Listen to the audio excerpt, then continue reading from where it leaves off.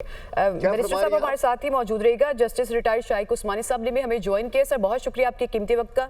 सजा मुअत्तली की जो दरखास्तें थी पीटीआई की जानिब से दायर की गई वो खारिज हो गई है, सजा को बरकरार रखा गया है। कैसे एनालाइज करेंगे आप इस फैसले को?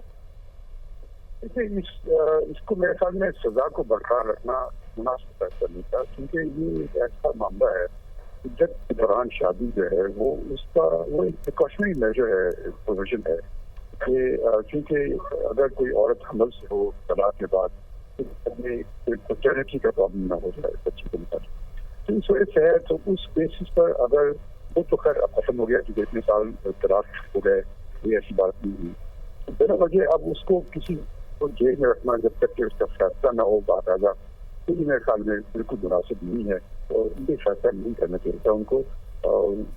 सजा तो मुअत्तल करनी चाहिए थी, केस चलता रहा था बाद। सही।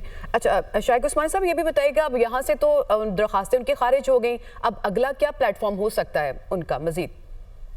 अब वो अपील में जाएंगे लाहौर हाई कोर्ट में और मेरे ख्याल में लाहौर हाई कोर्ट इसको दूसरे अंदाज से देखेगा, क्योंकि ये जो जज साहब ने जो फैसला किया है ये बहुत ही टेक्निकल बेसिस पे किया है और वो टेक्निकल बेसिस पर फैसला मेरे ख्याल में ऐसे मामलात में ख्याल रखना चाहिए।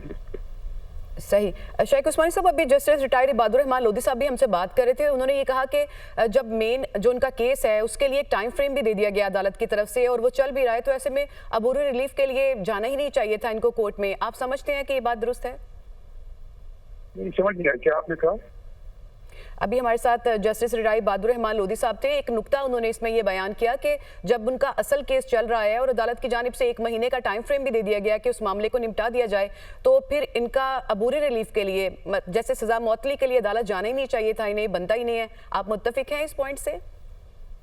नहीं, वो तो खैर अब वो डिस्कशन होता है पार्टी का, वो जाए या ना जाए, टाइम मुकर्रर करने की बात नहीं है। ये बल्कि पूरा फैसला ही ये मुनासिब नहीं था, ये इनको चाहिए था कि सजा को मुअत्तल कर देते, केस चलता रहता, देखा जाता आदमी क्या हो। किसी को जेल में रखना इस बेसिस पर मेरे ख्याल नहीं होना चाहिए। सही, ठीक। अच्छा जी, हम हमारे साथ ही मौजूद रहेगा शाइक उस्मानी साहब। जस्टिस रिटायर्ड इबादुर रहमान लोधी साहब की तरफ दोबारा जाएंगे।